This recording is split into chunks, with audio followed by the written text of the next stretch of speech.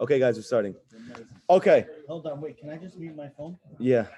Let's wait for everybody who wants to mute their phone. You guys also want to mute your phone? Don't worry. Not like there's people from Chicago. Leo, what's up? Is B. Robertson? B. Roberts is not in right now. Oh, it's probably Okay. So like this. Last night we started to delve. Yesterday morning. Sorry, it's all one day for me. We started to delve into multiple different inyanim. And today, Bezrat Hashem, we're going to flesh it out a little bit. But again, I want to go back to yesterday's point, which is a little Kabbalistic, but we need to understand in order to chap what he's saying. And that is like this. Emunah is speech, Rabbi Nachman says. Emunah is speech. The reason why a person lacks emunah, Rabbi Nachman says, is because they're not able to talk to Hashem. But if a person is able to talk to Hashem, he's going to believe in Hashem. And the more that he's able to talk to Hashem, the more he's going to believe in Hashem. Where is this coming from? It's coming from something very deep and Kabbalistic, and that is like this. You have 10 sfirot. Each of the 10 sfirot are different revelations of godliness. The lowest sphera is called Malchut, kingship. Kingship is the sphera of Emunah. Meaning, even though it's called Malchut, it's called kingship, that's a code word for Emunah, faith, okay? And we know, how does a king rule? How does he make decrees? With his mouth. Speech is Malchut. And Rabbi Nachman says that speaking to Hashem is Emunah.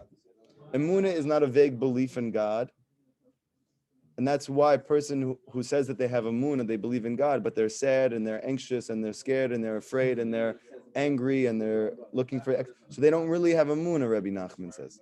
They believe that God exists, but that's not the emunah that the Torah is speaking about. The emunah that the Torah is speaking about, Rabbi Nachman says, means that you believe that Hashem is Machadesh. That Hashem is everywhere. He's encompassed and he is imbuing everything. And at the same time, he's also creating everything at every moment. And he's Machadesh, that he can renew anything or change anything at any given point. If a person really believes that, he has emunah.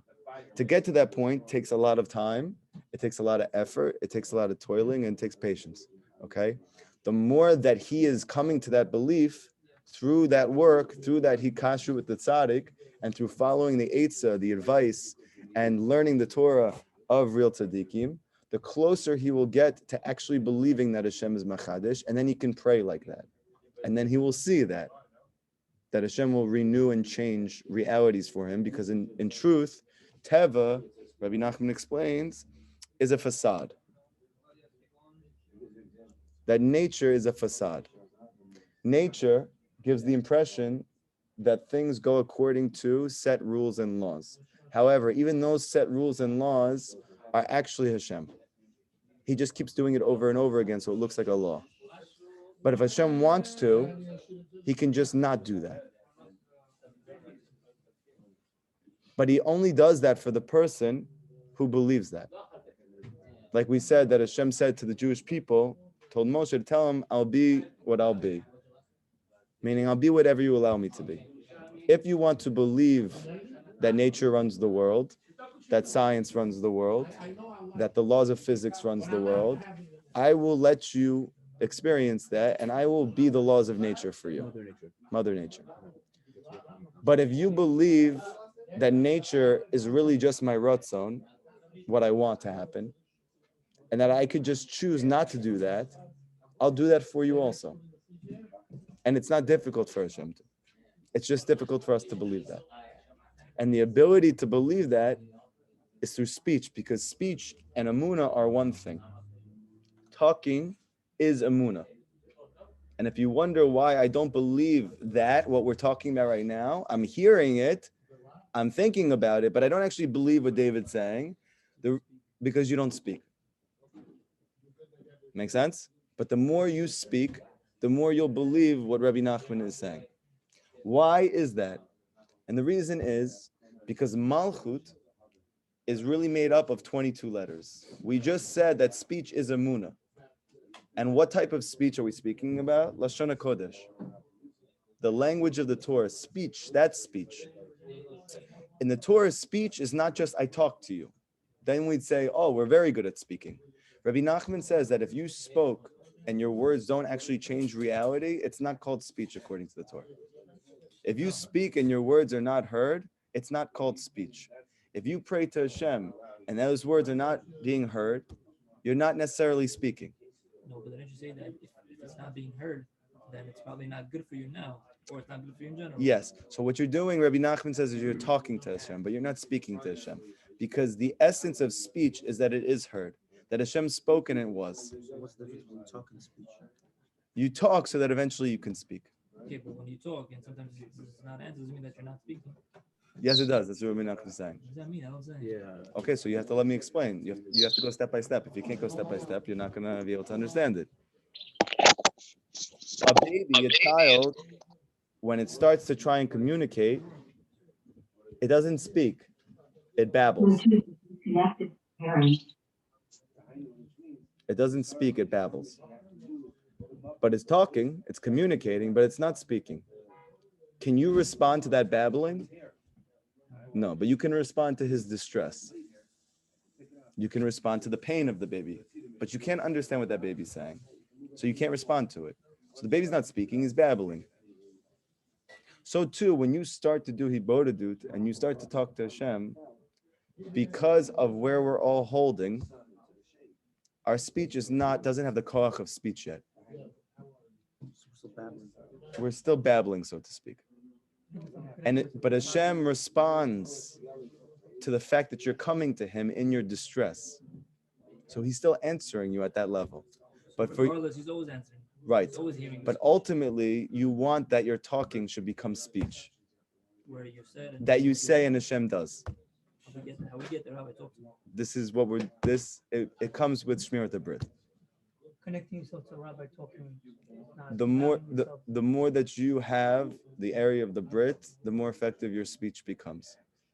To the degree that you have, means in all scenarios. yes, which we said is even though it practically or let's say specifically is in the area of sexual purity. So anytime that you increase in your level of sexual purity, whether it's through the eyes or through the ears or through the nose or through the mouth or through actions or through whatever, to that degree, your talking becomes speech. The reason why the Gemara says you should go to a tzaddik when you want your prayers answered. Why don't you just pray? The answer is because he speaks and you talk.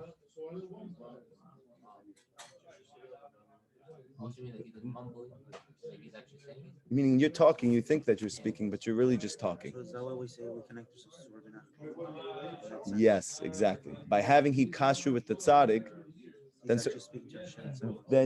so to speak, you get his VIP card. Because he's the man. You don't do L'Shem Yichud, but you should say to Hashem, please attach this tefillah to all the true tzaddikim who are alive today, who passed away, and to the tzaddik Yisod Olam, Rabbi Nachman and Fega. Okay? And then you work on it. 1 second. There is I just need to charge it. So that's the reason, like, let's say, for instance, me for years that I'm doing hibodedut, and I get like little tiny like attaboys here and there that Hashem wants you, because you're doing so good, he wants you to know that you hear him. He hears you. But at the same time, he can't answer you as if you're speaking, because then you'll never actually be compelled to want to speak as opposed to talk. Again, everybody focus. If, let's say, for instance, you're watching porn and you're masturbating, or let's say you're not even doing that, but you're going on Instagram, you're going on Facebook, or this, or not even that. You're hearing about talk from your friends, this or that. But no, that's sexuality. All this has to do with sexuality. Like, bro, you don't know what last night. Yeah, Like right. So all of these things, yeah. So then if you go to the field and you just start getting every prayer answered, so you won't have any motivation to actually, change and grow in the area of Shmirat HaBrit. Okay, but now when you're with your friends and they speak about these things, And I say, "Oh my guys, can we like, change the subject?" And I'm like, "Oh, he's so fanatic. What's wrong with you? What happened to you? Whenever Right. like this, Right. you know what I mean? Right. They don't understand, but you feel something. You feel like Yeah, but wanna hear they're you. not going to understand because they don't know these things. If they knew what you knew, they also wouldn't want to speak about it, because what's the point of speaking about anything? They They- act like a child.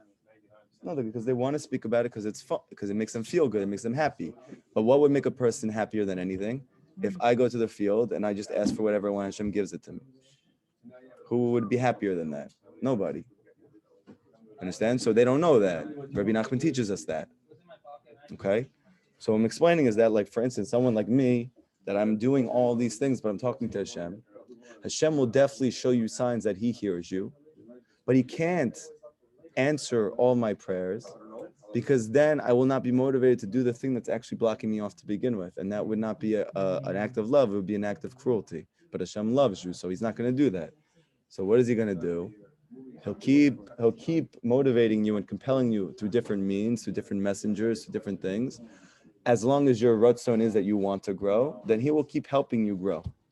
But ultimately, for you to get to the point that you speak to Hashem, that takes a very high degree of purity in the area of sexuality. Yeah. He said he saw his friend and he started talking to him. Yeah. And he kind of came back. When a person does tshuva, he's going back to his sins. It's reminding him. He's like he's doing it. Is that allowed to do when you're talking to Hashem? It's like I'm saying I'm sorry for what I did, and everything that I'm saying I'm sorry for, they're coming back to me. Yeah, I understand that. So how do you? It's over time. But you're not gonna think about them. Yeah, I don't know how to explain it, and I would never believe myself. So listen to what I'm telling you. Everyone get off their phones, please. Just while you're here. When you get off, you're not going to be on your phones. There's no reason to be on when you leave. Okay. If anybody would tell me that when I close my eyes, or just in general, I wouldn't think about things that I've done in my life,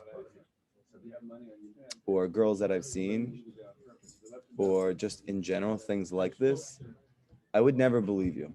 And if you paid me $1 million, I still would never believe you, because my whole life, all I ever did was imagine things. Yeah? Even when you close your eyes, when I closed my eyes to do the Amidah, for years, whenever I prayed, as soon as I closed my eyes, I started having things pop up into my head. Why? Because I'm busy watching those things and thinking about those things. Or even when I stop, I still had it. However, there is something very deep that happens, that if you continue to have this hikashrut with Rabbi Nachman, and you continue to the best of your ability to follow through with the advice that he gives you, then what happens is over time, somehow there is some type of very deep, magical, spiritual switch, and you just stop thinking about those things. And there's no way for me to explain that to you intellectually. All I know is that shift happened for me. And even if I try to think about it, I can't even remember what it looks like. But it's not a physical thing. There's no way to physically explain how this happens. You just have to try really, really hard. I think it's very simple. If you're a kid and your whole world is Lego or like G.I. Joe, That's all you would think about. it's all you think about. But my whole world was not Legos and G.I. Joe. But when you're a kid, now that you're 20, 30 years removed from that, you have to actively think, oh yeah, I remember that. But I'm time. not 20 or 30 years removed from I that. understand. I'm 1 day removed from that. So how is that possible that you stop? Within a day. I'm saying there is just a switch that takes place. Where you don't think about it anymore? Yeah. Yeah, because it's not in your. No, It's not in your no. I know that's what it sounds like. I'm explaining it. One second. When you're actively with your reference there. Yes, but I'm explaining that even when you stop doing these things, let's say, for instance, you have the schut and you realize that these things are getting in the way of, let's say, you're making money easily, they're getting in the way of you getting married, they're getting in the way of you being happy, they're getting in the way of you having energy. So then you start working on it. So what do? Maybe you stop watching those things. Maybe you stop listening to those things, but you still think about it. You still get distracted by it. Why is that? Because there's a reshimu, there's an impression from all of those events that are spiritual, not just psychological, not just mental. There's spiritual impressions that are made. For you to get rid of that, it takes a tremendous tikkun. And Rabbi Nachman, he said that anybody who attaches to me, I will make you a tzaddik mamish. So what does he mean by that? Meaning all of these things will literally leave you.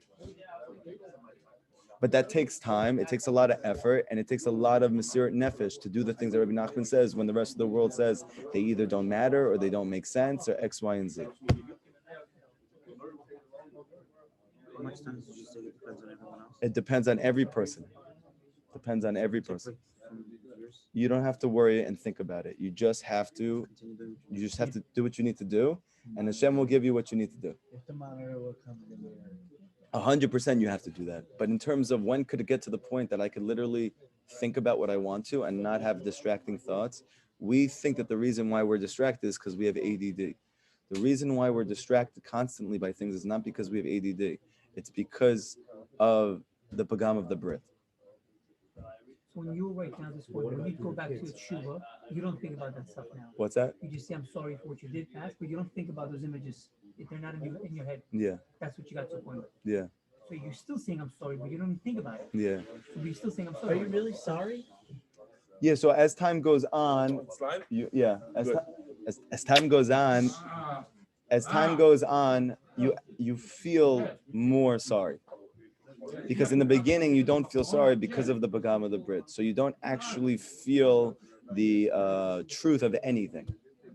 You're filled with power of imagination. But as time goes on and you grow, as time goes on and you grow spiritually, like for instance, Yom Kippur has been the hardest chag for me by far. Like when I started keeping Yom Kippur, I'm sitting there the whole day. I'm like, I don't know why I keep saying so. I'm not sorry about any of these things. It's not that I don't feel I made a mistake.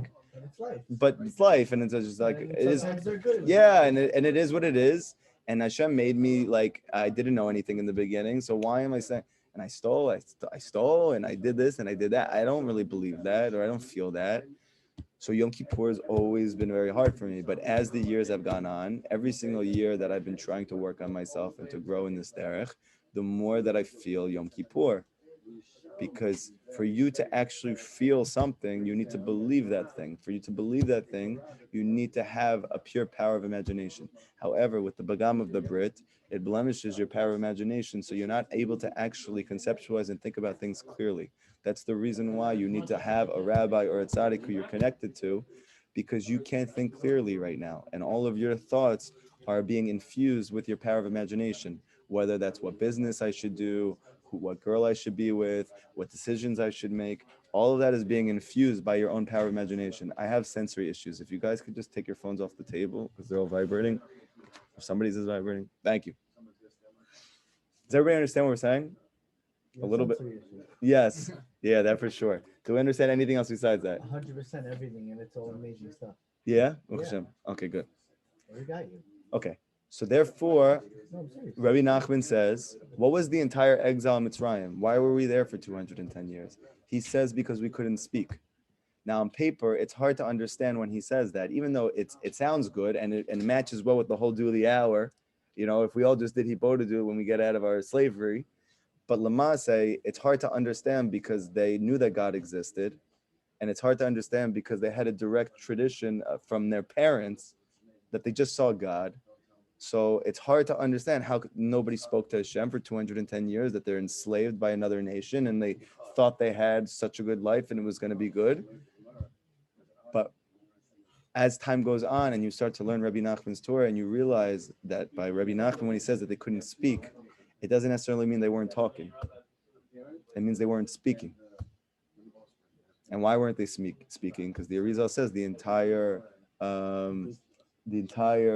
Ibud, slavery in Mitzrayim, was because of a Pagama Brit. So because they had a Pagama Brit, they couldn't speak. What was the Pagama Brit in Mitzrayim? Their Pagama? Or No, they were rectifying for Adam Rishon. Is it idol worship they were doing? Is that what it was? Or like physical? No. So originally it was supposed to be that Adam was supposed to be Mashiach. His role was to be Mashiach. He was going to give work to do from Hashem. That work to do was a spiritual uplifting, that, so to speak, he would just become a partner with him. And then we were all included in that soul. After the original error, as a result of that, sparks of godliness, it's taught by the Arizal, then fell down, so to speak, into what's called the world of Klipot, which is our world.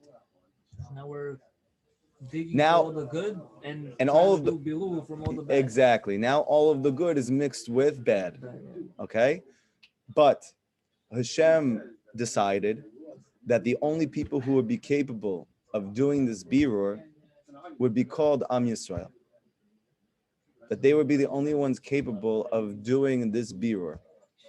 Okay?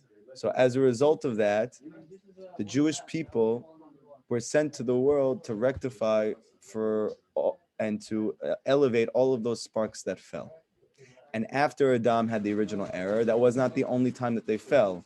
Every single time that you had a story in the Torah, whether it was the Mabul, the flood, whether it was the Dor Flaga. So each time those things happened, these sparks of godliness fell deeper and deeper into klipot. And eventually, when Bnei Yisrael came to the scene, we now have to uplift all of those things, and that's the entire exile.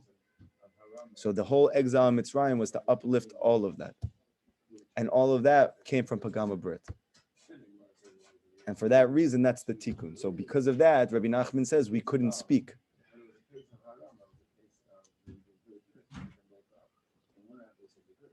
That's the reason why, for instance, I have students that they say when they start talking to Hashem, like, I don't know what to talk about. What am I going to say?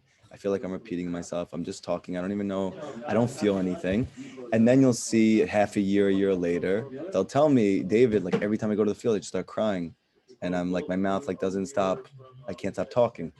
And that's because they're rectifying their Brit. I'm also like I'm experiencing right now that like I haven't been going to do Likutey for a while, but I feel good and I'm still in the game. That's great. That's because you're in the mikveh. But ultimately, you want to get to the point that you can speak, because then your prayers are heard, and then you don't have to deal with a lot of the same trials and tribulations which have caused your sadness to begin with. So it's normal for a person to be sensitive like that after a while? It's a good thing. It means you're becoming very holy. But why? Because I was going nonstop, and then now like. Oh, why'd you stop? Yeah. Everybody does that. Welcome to the world, bro. Yeah. It's That's how normal. it is. Yeah. I also had that. Then you get back into it. Down, you get back up. And then you have it again. And then you get back into it stronger. Yeah. It's I normal. just feel like I'm getting sucked into Teva. You are, but you'll come back. But that's also normal. Part of the process. Also part of the process. If you repeat yourself on that bad. No, nothing's bad. Everything's good. It's all good. It's all good. All good. You talk to Hashem, it's good. Even if you go there and you can't speak, it's also good. Yeah. Rabbi Nachman says if you go to talk to Hashem and no words can come out of your mouth, it's still very good for you. Okay? But ultimately, the goal is to be able to speak. That speech is consisted, so to speak, spiritually of 22 letters. Everybody understand that? So what is Amunah? It's the 22 letters. This is the reason we said yesterday that Yaakov Avinu was by Lavan, we're learning in this parsha, for 22 years. Because he was rectifying speech. This is the reason why Yosef HaTzadik was in exile for 22 years before Yaakov realized that he was alive. Why? Same thing. He was there to rectify speech through Tikkun Abrit. That's why he had all the tests that he had. Okay?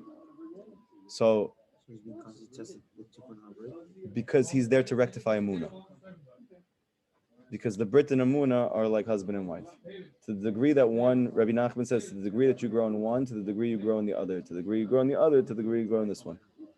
So anytime that you make any step in sexual purity, automatically your Amunah increases. And any degree that your Amunah increases, your sexual purity also increases. Emunah, Emet, and Brit together. Are there together. They're man and wife. I don't know if I agree with that. There's nothing to agree with. But go ahead.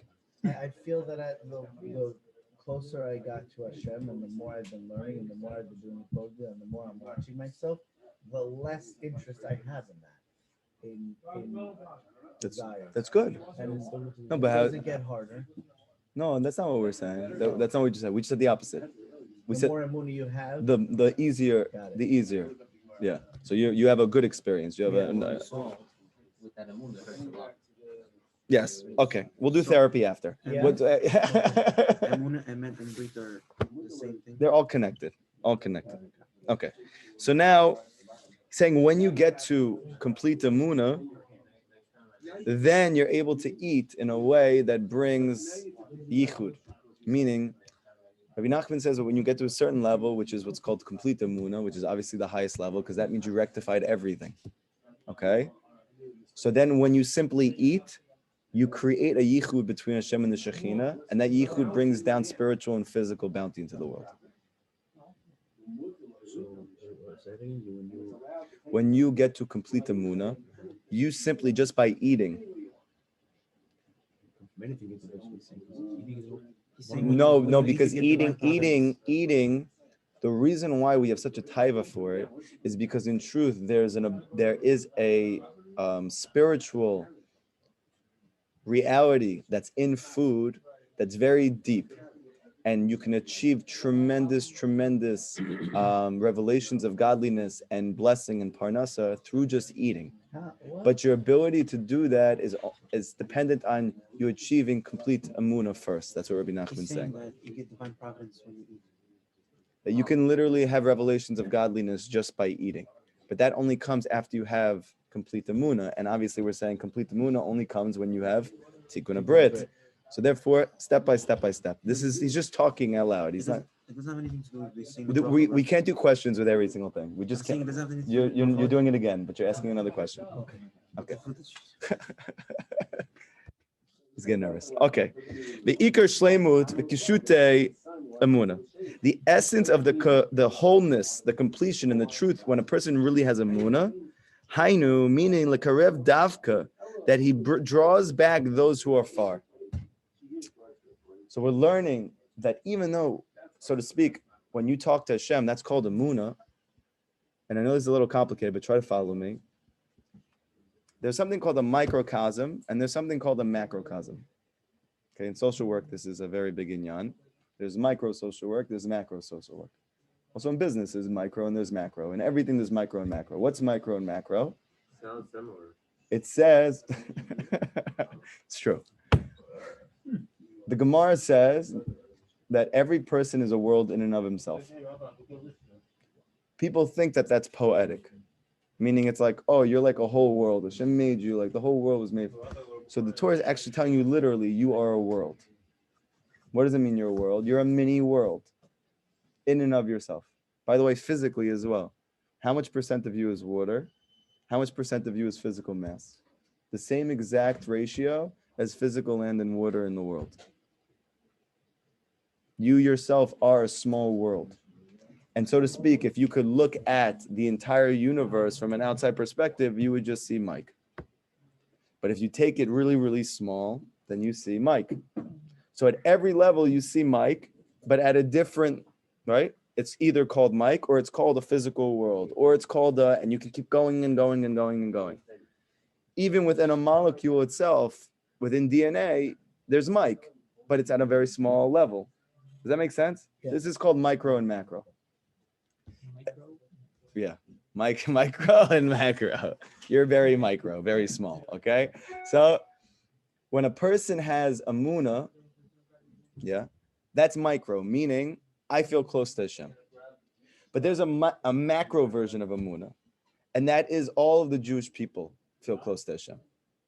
And you, in one person. You know what I mean? No. 1 second, just try to follow. Yeah, all that amuna, so to speak, that's within you is within all of the Jewish people. Okay, for amuna and they're connected, meaning to the degree that amuna grows in the Jewish people, automatically to the degree it grows within you, because it's one thing. This is very deep. So therefore, the more Jewish people believe in Hashem, the more it's actually easier for you to believe in Hashem, and the more you believe in Hashem, the easier it is for all the Jewish people to believe in Hashem. So the more that you talk to Hashem, the more people actually just start coming back to Hashem, because it's connected. There's 2 levels. Yeah, these are micro and macro. So now Rabbi Nachman is saying, how do you know Amunah is complete in the world when the Jewish people come back to Hashem? But I thought Amunah was me talking. It's one thing. Your speech is called all the Jewish people. If you take all the Jewish people in the world, that's called your mouth within you. So when you talk to Hashem, you're accessing the Jewish part of yourself. You have to think about these things. I have a question right now. No. You said that if you're speaking and Hashem's not answering, that means you're not speaking.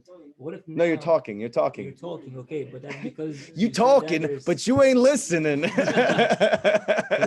you said that even if a person is shomer abrit, but it's not shomer abrit with ears or other parts, whatever it is, right? For example, being on the phone, on Instagram, Facebook, whatever it is, right? So now, if I want to speak to Hashem and say, Hashem, help me with that. So I'm not so much in the physical world on my phone and hearing. And you're increasing your ability to speak. Your ability to speak is more powerful. This is the reason why, by the way, some people, when they go to talk, they'll say divrei Torah at the table, and everybody just tunes out. But what they said could be absolutely true. And they might have spent like all day thinking about what to say at the table, but your family just doesn't pay attention to you at all. Another person can come up and start to say the same exact thing, and everybody hears him. Because he has emunah. Because he has his shmirat brit. Oh, you're saying that a person has like some sort of aura. Yeah, he's a spiritual power that once he becomes shmirat brit, his words are heard. It's connected. It's all connected. How many licks does it take before you get to the Tootsie Roll? It makes a person really rich. What? Also, everything's connected. It's all connected. Once you have shmirat brit, everything comes easy for you. Everything physically comes easy for you because you have transcended the physical world. Because for a person to be shmirat brit is supernatural. Once you have done something like that, then Hashem opens up the entire supernatural world to you. And Rabbi Nachman says the entire reason that the Jewish people were created and you were created a Jew and not a Jew is because you actually have the ability to do this. And you were created, not just you have the ability, that's why you were created, that you should do this. Still, that always bothered me. Why was I created? It didn't bother me, but I always had this question. Why was I so lucky to be created Jewish? And why? Just say Todah Hashem. 100% Todah. That's it. But what was my scoop? You don't know. Just say thank you. Not question answer time yet. You know, like the news reports, usually the guy speaks and then at the end you have like a Q&A. That's how the class has to go. Because the way it works is that the more you learn what Rabbi Nachman says, the less questions you're going to have. And not just the less questions, that question, but like 100 questions are going to be bursted as opposed to the one question you have. Make sense? That takes patience though. So therefore, the more that you actually bring people closer to Hashem, the more Hashem allows you to be able to have emunah, because it's all connected. And to this, why? Because, guys, when you listen. Everybody focus. When you speak to Hashem, those are sparks of godliness that are coming out of your mouth. And we said, who are the sparks of godliness that need to be elevated for there to be geula? The souls of the Jewish people that are in exile in the secular world. So when you take a Jew out of the secular world, it's like taking a word that goes out of your mouth to Hashem. Does everybody understand the parallel, the micro and the macro? You could say no if you don't understand. Again, every Jew, so to speak, is a word, is a letter, is speech. When you bring a Jew close to Hashem, it's like you spoke to him. Yes, because speaking to Hashem is a Jewish thing. When you talk, it's Jewish. The Jewish people are speech. Let me try to think about a very simple way to explain this. Just give me a second. Okay.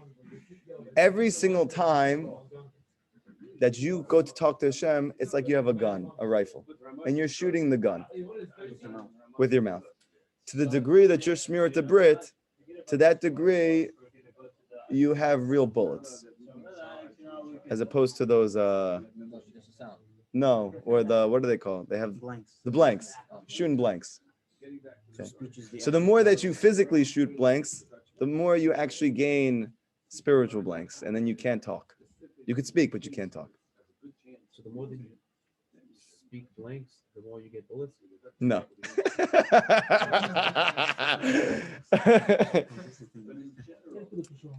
Your mouth is like a gun. Your shmirat brit are like bullets. The more shmirat brit you get, the higher degree is the ammo. The more you're pagama brit, the less ammo you have and the less powerful is that ammo. And not only that, they could end up becoming like, what did you call them? Blanks. Meaning I'm talking, but I'm not speaking. Okay. With that being said, all of the Jewish souls are called Malchut. If you take all the Jewish souls in the world, we are called the Malchut of Hashem. We're his kingship. We're his attendees. Does that make sense? And we're saying that within you, what's your Malchut? Muna. which is Speech. your mouth. Right? What is malchut? It's the peh. We say this every day in Tikkuni Zohar, right? In the part that the Sephardim say. Malchut peh. The mouth is malchut.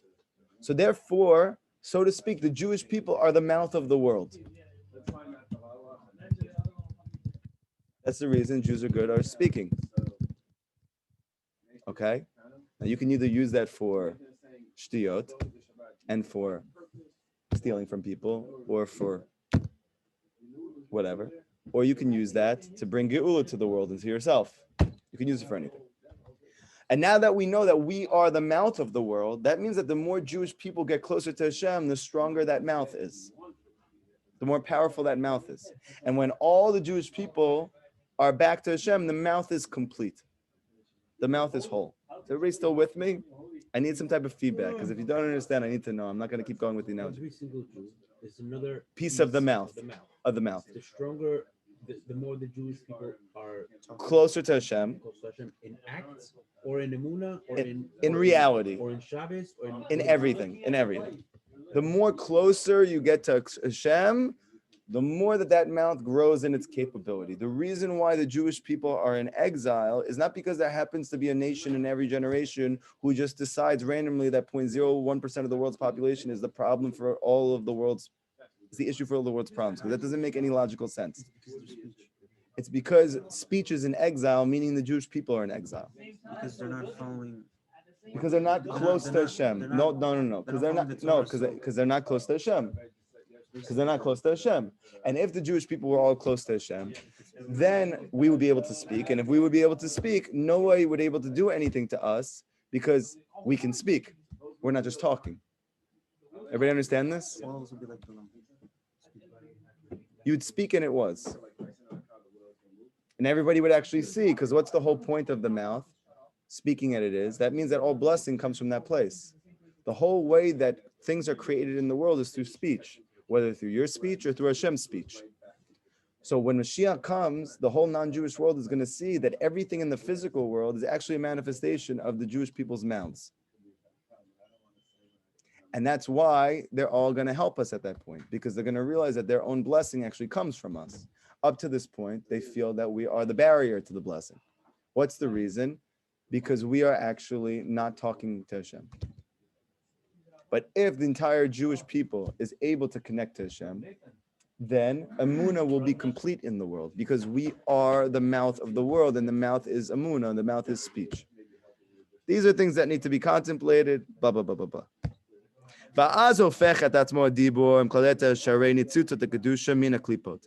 And then what happens is, the more that you bring people closer to Hashem, who are not close to Hashem, it's like you're taking sparks of speech and you're bringing them back together, and you're creating a mouth. So the more people that you bring closer to Hashem, the more you're able to speak to Hashem. So how do we bring close to more people to Hashem? Bring them to Rabbi Nachman. Sometimes people don't believe in it. They just need to experience it. There's nobody who ever heard Rabbi Nachman, what he actually has to say, and says, I don't like this. I never heard it once in my life. So we just have to tell someone, and if they don't like it, they have to find a new one. You have to pray for everybody. You have to pray for everybody. Pray for everybody. And when you elevate these sparks of speech, how do you do it? Tarich l'tanit. Oh, fasting. Oh no.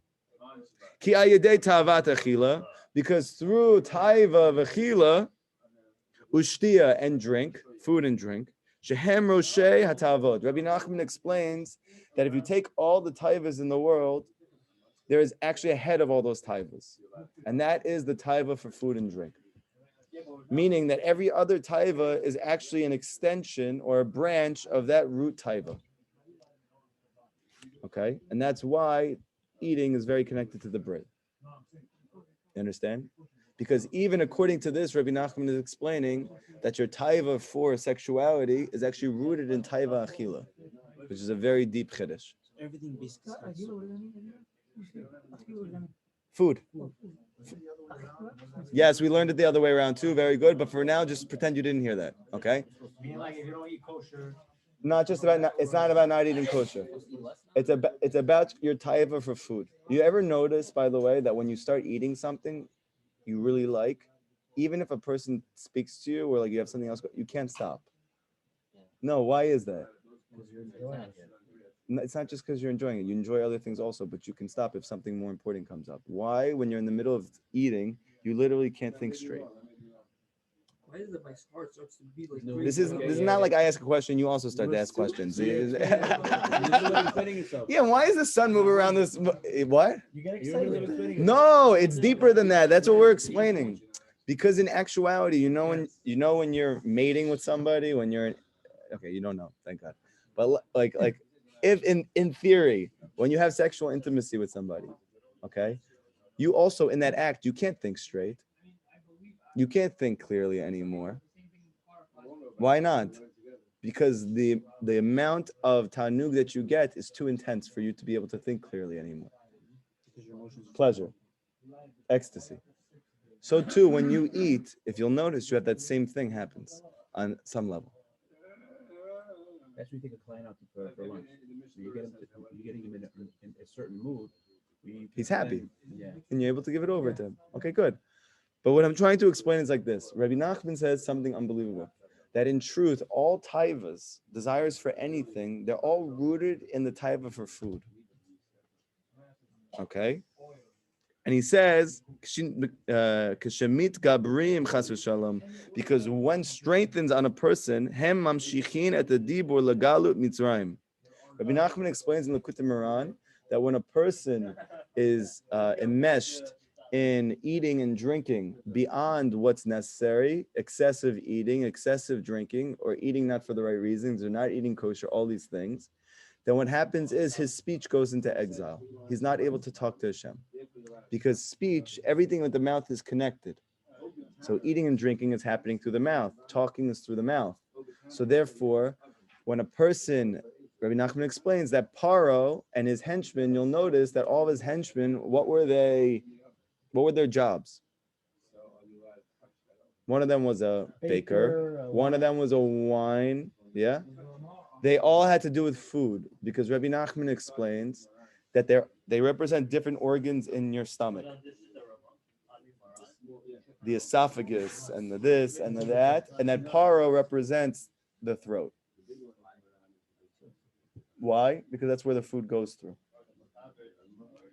And that's where you speak. Meaning, the end of Paro comes with the Jew being able to speak. The end of the Yetzer Hara comes with you being able to speak. Paro stops gaining sustenance when you're able to talk. So how does he stop you from being able to speak? He has you have things going in instead of going out. Food. So that means that when you eat excessively, let's say, Francis, you guys don't know anything about this, but let's say you have a barbecue, okay, and you have shashlik. How much shashlik do you actually need to be full? One. A lot. One. How many shashlik do you eat in a barbecue? 50. 50. Easy. So you had 49 more than you need, right? What happens as a result of that? You feel good. Yes. What happens is it's going to be hard for you now to pray to Hashem. Because you're so full. No, that's the physical aspect of it. There's a spiritual aspect that even the next day when you're done, you're still not able to speak. That's what people don't do right after what's Yeah. If you eat a lot at night, then the next day when you pray to Hashem, it's going to be harder. It's not about it. This is not a physical reality. This is a spiritual reality. This is talking about a spiritual reality. The spiritual reality goes like this. Paro and the people who work for him are the different organs of your stomach and your esophagus and your digestive system. Everything in the digestive system is connected to Paro and his henchmen. And Paro doesn't want you to be able to speak, and that's why he doesn't want Moshe around. That's why he told Moshe, why are you bothering the Jewish people? Let them work. Why? Because a person has to work, the less he can speak. Rabbi Nachman says that when a person has complete emunah, he doesn't even have to leave his house to make parnasa. It'll just come to him. Okay? So therefore, what would Paro want Jewish people to be doing? Working. So what doesn't he want? He doesn't want Moshe to open up your mouth. How does Moshe get you to open up your mouth? By teaching you things like this. And then what's going to start happening is you're going to start working on your eating. And then if you start working on your eating, you're going to be able to speak more. And if you're able to speak more, Paro has less shefa from you. Because all of Paro's shefa, all of the Sitra Achra shefa comes from the Jewish people. So what is his dream?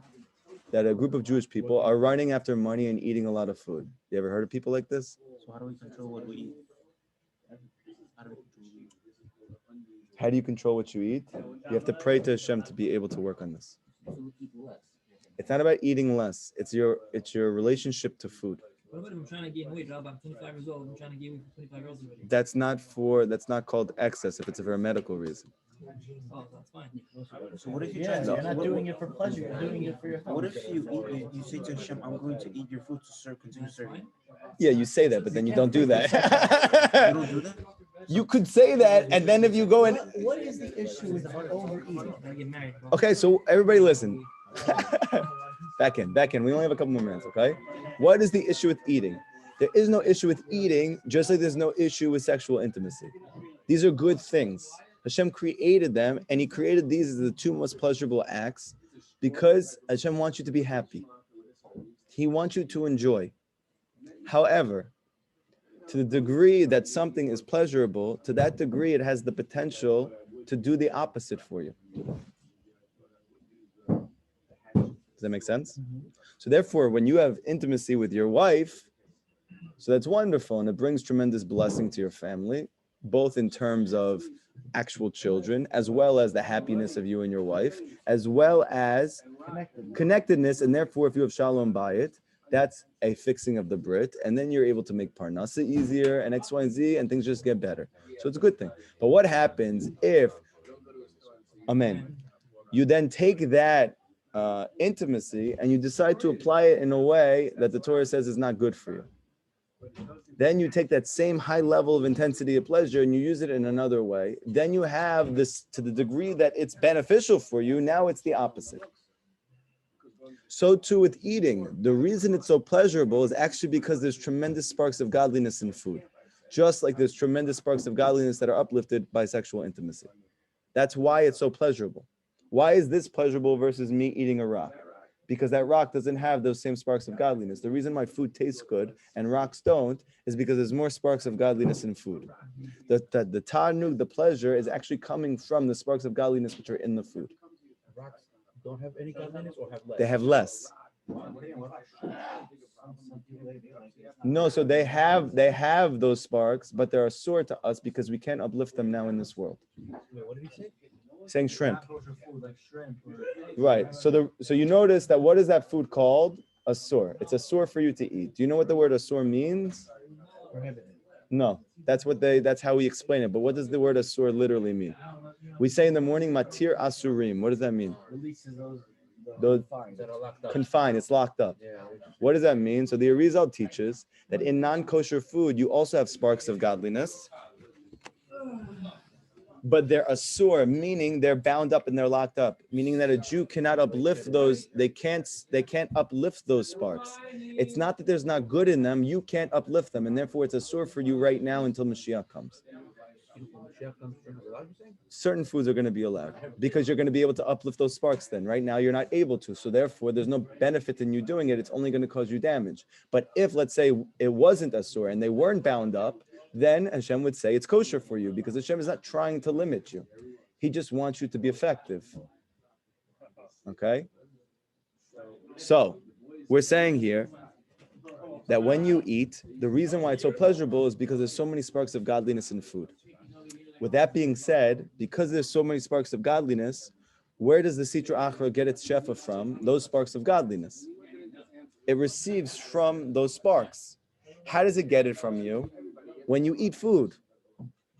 So when you eat for the sake of a higher reason, which is either, let's say, to have energy, or that you should be satiated, or that you should, let's say you have a higher madrega that you want to eat so that you can do more mitzvot, or let's say you have an even higher madrega that I want to eat because I want to uplift the sparks in this food. If you ever got to a point that you could do such a thing, then the food itself, you're taking shefa away from the Sitra Achra. However, The other way works as well, that when you eat just for the sake of eating, it's just a pleasure-based act. It's not for some higher goal. Just like you're working, you're not working in order to make money in order for something good in your life. You're making money because you just like making money. Then the money becomes a curse. And it's not a blessing anymore. But he doesn't want you to have that pleasure. If you don't work, the money doesn't keep coming to you. So then you don't take care of the clients. Again, but what's the reason you're taking care of them? There's two reasons to take care of them. One of them is I just want to make as much money as possible, and the other reason is I want to make money so that I can have this family and these opportunities for myself and my family, which Hashem wants from me because He says they're good for me. You can do anything with any motivation. The act in itself is usually not bad or good. The intention that you have in the act is what creates the blessing or the opposite of the act. So when I'm just going to hustle and make money, so then that money ends up actually disconnecting you from spiritual reality. It makes it harder for you. But if you make money the right way, then that money itself actually makes it easier for you than a person who doesn't have that money. 100%. There's a difference between saying a blessing, Yeah. Baruch Hashem, whatever, because of the water. Yeah. And the difference between thinking that I want to uplift the sparks to read this water. The thinking is a higher level. You're thinking about it. Me thinking is a high level of blessing. No, you say the bracha because that's the mitzvah, because Hashem wants to give you a chance to be able to have the kavanah. But because we just say the bracha just to run through it and we don't actually sit and think about what we're saying, we're not, the whole entire purpose of the bracha is to reorient your mind to reality, because you're busy in the day. If you have to stop and make a bracha and think before you eat, then you're going to have a moment to think about why you're eating. So what's the kavanah we're supposed to have? I want to eat for a higher purpose. So isn't the purpose that we say? I want to eat because you're serving. Yeah. No, he's saying what's the proper kavanah? He's saying. Listen, there's different levels. The basic level is I'm eating. I recognize Hashem is giving me this slice of pizza. And I'm eating so that I could have energy and strength to do more mitzvot. But then where does the line draw that you don't go into fancy foods and going and start to eat foods that You're gonna have to contemplate this in your hibbodah, dude, and figure out what that line is. But the reason you're asking the question is because there is a. Like, why would I go get these fancy sushi rolls today if that's the purpose? You're right. That's a question you're gonna have to think isn't about. that just a taste? Like he likes specific sushi. It's not. Again, it's excessive. Yeah, Elliot understands what's going on, and therefore he's asking questions. It's not about just you being don't simple. need a 37-day aged steak and pretend that it's for Hashem to get close to Him. So you can make an So what exactly should you uplift it? Uplift that piece of steak. Yeah, but that's self-rationalization. Yeah, that's self-rationalization, fine, but You could, but to get to that point would take a splitting away from it before you can come back to and use it properly. For you to ever have a proper relationship with anything, you always have to remove yourself from it first. So I started, and when I eat, I sometimes think, do I need this or can I get away with something else? And instead of getting 3 fancy rolls of sushi, I'll get a soup. Right.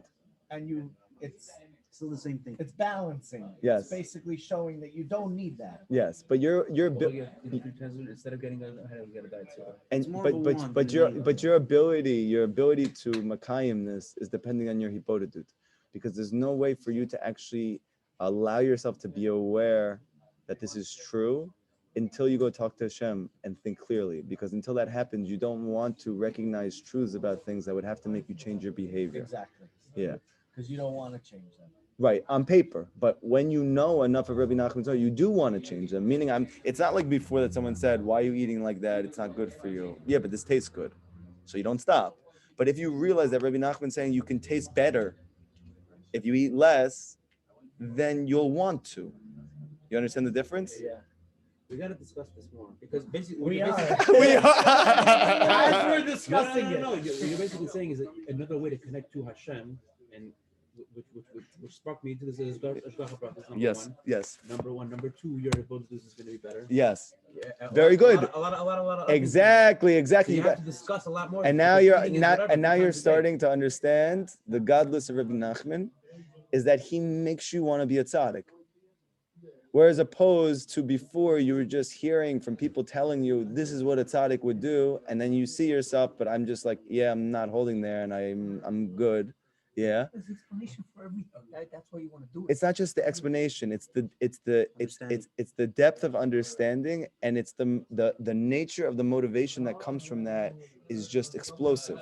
That you can get a person who's literally a sex addict to want to become the biggest tzaddik in the whole world. Only Rabbi Nachman has the power to do that. Very nice. Thank you Okay, so much. everybody have a great day. Oh, tonight's Likutey Moran. You guys gotta come. 9 p.m.